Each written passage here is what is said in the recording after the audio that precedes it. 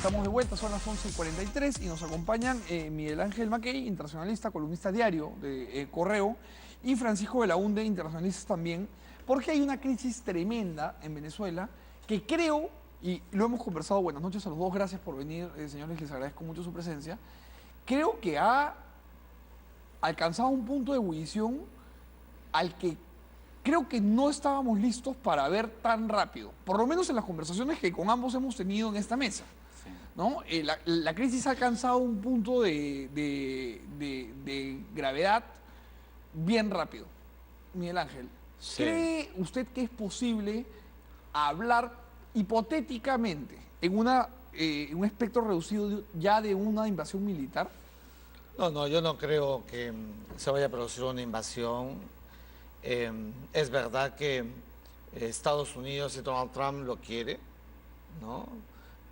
Uno mira el discurso del secretario de Estado, el discurso, las palabras del vicepresidente de Estados Unidos que estuvo en la reunión de Bogotá, mira a Iván Duque, al propio Juan Guaidó, y como que todos cierran filas. Y además uno ve a la flota.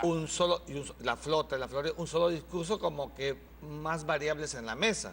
Sí. Pero resulta que en el propio comunicado del Grupo de Lima en Bogotá no surte efecto la presión estadounidense y no está ese párrafo donde Estados Unidos quería que se vaya legitimando progresivamente lo que en el fondo ellos quisieran. Entonces, nada de eso hay una razón, digamos, que hemos visto el fin de semana.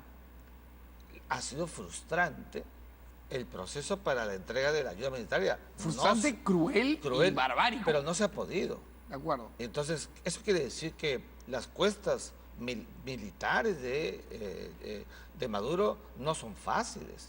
La flota, como tú muy bien dices, y el barco que se encontraba en la Guyana holandesa ni siquiera pudo atracar con la ayuda humanitaria. Entonces, quiere decir que Nicolás Maduro tiene una cúpula que lo pertrecha y que mantiene en el poder coactivo, fuerza, y el poder coercitivo, la amenaza. Para ellos eso es una regla. Decirle a Estados Unidos que no entra la ayuda humanitaria es lamentablemente en estos momentos un nivel de oxigenación para Nicolás Maduro y cierto empoderamiento coyuntural. Ahora, dos cosas que me interesan la opinión de ambos, pero empiezo preguntándole a usted, Francisco.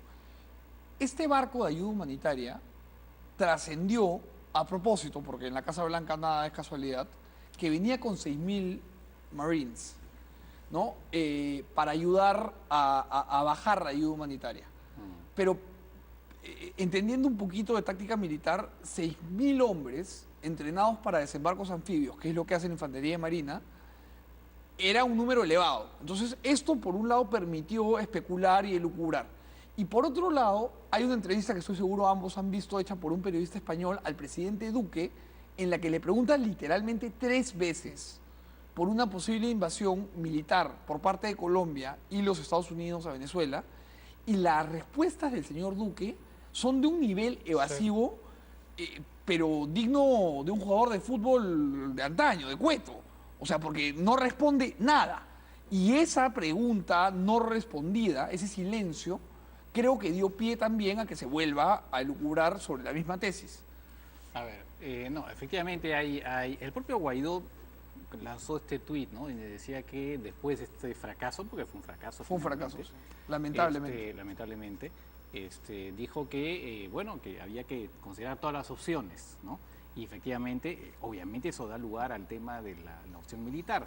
Después pareció un poco retroceder, pero hoy día en la revista Semana de Colombia da una entrevista y ahí le hacen la pregunta directamente y él dice, bueno, pero nosotros no queremos una guerra. Quien está poniendo la guerra en todo caso es Maduro. Nosotros no quisiéramos llegar a eso, Pero ahí está abriendo la puerta. Exactamente, pero ese es un sí entonces. Bueno, como digo, nadie quiere algo así, pero a veces hay medidas duras o una cosa por el estilo. Entonces, el propio Guaidó sigue con la idea de que sí puede haber una acción militar. Entonces, efectivamente, si a eso se suma, bueno, ahora la posición un poco ambivalente de Colombia y claro que Estados Unidos, por supuesto, tiene eso como digamos, como posibilidad. Más bien la pregunta es, primero está el tema de la legalidad de una Invasión. de una invasión. Pero sabemos bastante- que Estados Unidos no Bueno, es especialmente puntilloso claro. con eso del respeto a la legalidad, ¿no? El otro tema es hasta qué punto es realmente factible sin que esto se convierta prácticamente pues, en una guerra. Es una guerra en abierta. Una guerra digamos. abierta, digamos, que generaría además, para empezar, generaría un agravamiento del éxodo. Porque claro, si hay una guerra, la gente, si ya hay un problema con el éxodo, va a haber un mayor éxodo, por lo menos en el corto plazo. No, y además por términos geoeconómicos sería una guerra total. Estamos Bueno, en hablando de ese una caso- guerra civil Pero ya además- de millones de Porque personas. además no olvidemos que, en Venezuela están no solamente las Fuerzas Armadas, sino también estos colectivos que tienen armas. O sea, que es una fueron prohibidas por incógnita. Chávez, ¿no? Claro, Pero que están en todos lados. que eso es una incógnita. O sea, si realmente quieren hacer una operación militar, no se puede. Dijeron que se necesitan mínimo 100.000 soldados. Ahora, mínimo 100.000 Algo soldados. que mucha gente, Miguel Ángel, de repente usted tiene aquí un apunte importante, ha dejado de ver, es que yo he visto en varios medios de comunicación comparaciones de fuerza, digamos de músculo militar, entre Venezuela y Colombia. Y se compara cantidad de aviones, cantidad de tanques, cantidad de fuego antiaéreo y cantidad de cazas, que es básicamente los elementos que le dan forma a la guerra terrestre en términos de guerra abierta, y luego cantidad de navíos en guerra de superficie y submarinos en guerra subacuática. Pero hay un tema que es fundamental en cualquier guerra, además de la cadena logística, por supuesto, que es el capital militar. Y creo que negar que Colombia tiene soldados fraguados en 50 años de guerra versus soldados venezolanos que nunca han ido a una guerra, Pero no es algo que deba ser descartado como elemento de análisis. sí, y además, punto seguido, no olvides que existe un plan que se llama el Plan Colombia, que, oh señor, desde que se produjo hasta el día de hoy, se ha convertido en uno de los países de mayor gravitación como potencia militar. Es la segunda o tercera potencia militar de la región. Y estamos hablando, como muy bien dices, de ejércitos entrenados para ataque. Mira, el premio para la alianza estadounidense-colombiano ha sido el ingreso de Colombia a la OTAN. Entonces estamos hablando de un país que tiene pues una fuerza militar extraordinariamente lógica, que puede penetrar en cualquier circunstancia, en cualquier momento, y que, claro, agravaría en una colisión, una situación bélica, yo diría, muy rápida, porque las guerras de hoy, comprenderás, Duran muy poco. duran muy poco, pero yo sigo creyendo que todo esto es parte de una disuasión militar y política que hace Estados Al mejor Unidos. estilo norcoreano. Pero mira, más o menos así, te digo, ¿por qué más o menos así? Porque Estados Unidos sabe que Venezuela no representa la amenaza que sí es, por ejemplo, Corea del Norte. Mira, Donald Trump en este momento se encuentra en Vietnam Hablando justamente con Kim Jong-un. Ese tipo de viaje que hace el presidente de los Estados Unidos de América para ver el tema de la desnuclearización, para ver qué va a pasar hacia adelante, la oxigenación que está pidiendo Kim Jong-un, ese tipo de relacionamiento sí es como consecuencia de una gravitación, de una amenaza de lo que puede significar Corea del Norte. Pero Venezuela no es una amenaza planetaria.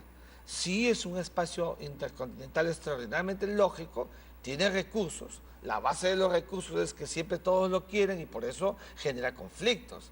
Pero en estos momentos lo que se está buscando es que se vaya afiatando la relación, que el tiempo juegue su partido y que el militarismo doblegue. Ahí está la cuota. Mira, los militares en estos momentos ha sido sintomático. Los 160 que han salido, que han desertado, triplícalo, hay que exponenciarlo. que se han pasado a Cúcuta. Claro, y eso refleja que el trabajo de inteligencia que hace Colombia, que hace Estados Unidos, tiene que dar su resultado en algún momento. El fanatismo tiene sus límites. Y No le usualmente pasó- están en el bolsillo. no le pasó a Gaddafi, mira, lo entregaron.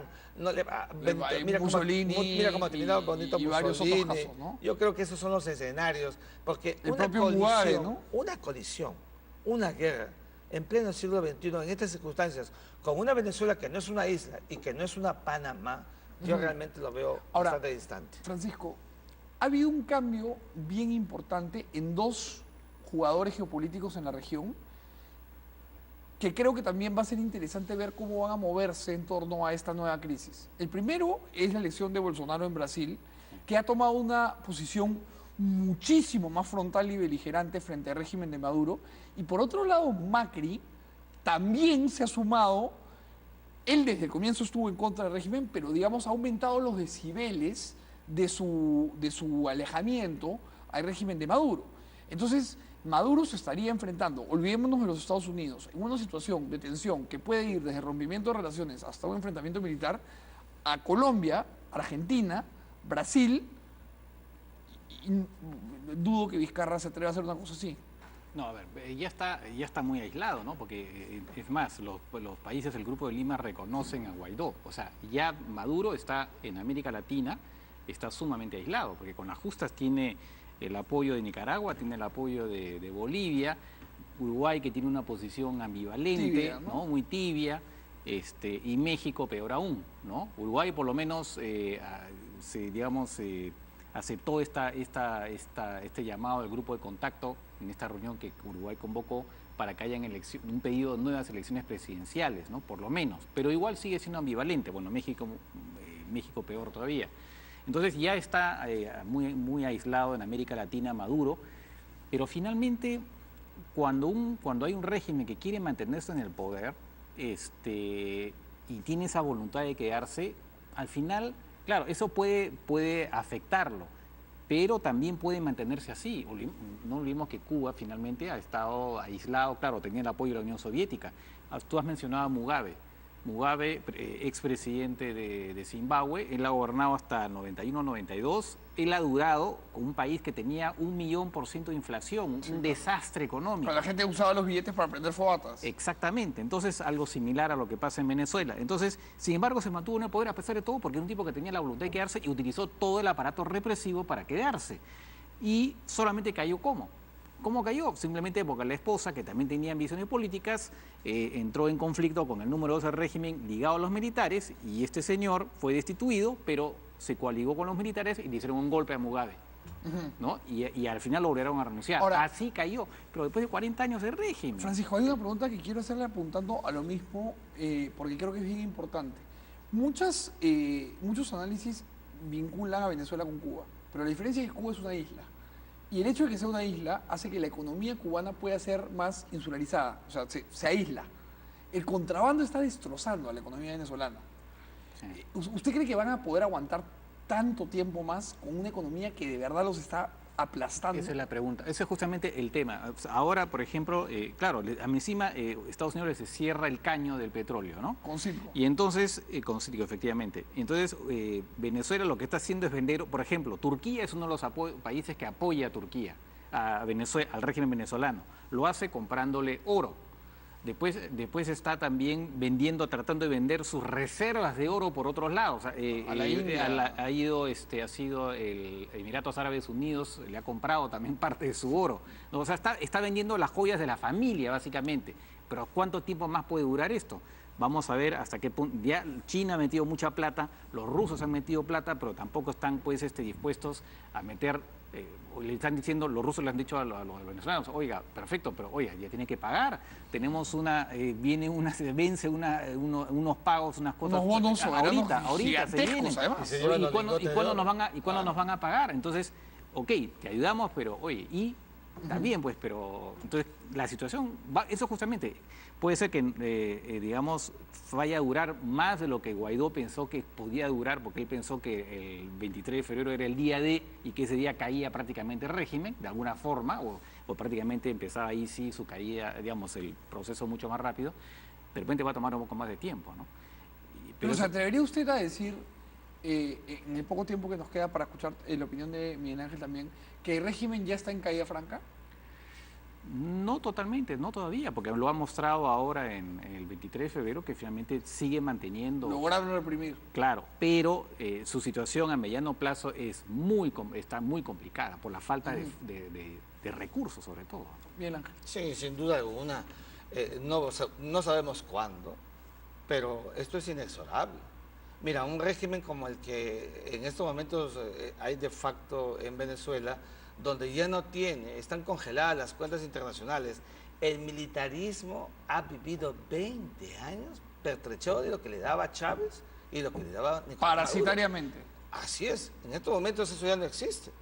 Entonces, ellos van a encontrar que el proceso de hiperinflación seguirá creciendo, seguirán atomizándose, la gente seguirá saliendo de Venezuela, los muertos aumentarán y entonces esto es pues hartazgo.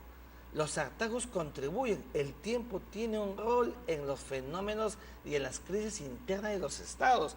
Yo no veo, mira, a un Estados Unidos que aun cuando mira una Venezuela que no es la amenaza que pensamos, pero a un Donald Trump que tiene 2 años por delante para una candidatura donde quiere seguramente ser nuevamente presidente de Estados Unidos y que no logre el objetivo que planea su política internacional, que le gusta mucho, por eso está con Kim Jong-un, que fracaso.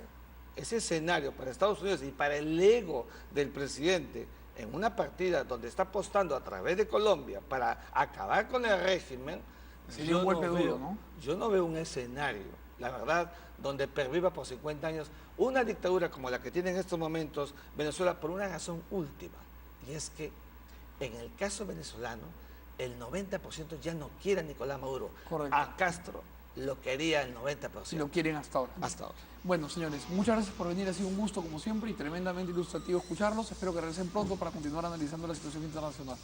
Muchas gracias. Señores, con ustedes es hasta mañana. Tengan buenas noches. Nos vemos a las 11 en punto en Contacto. Chao.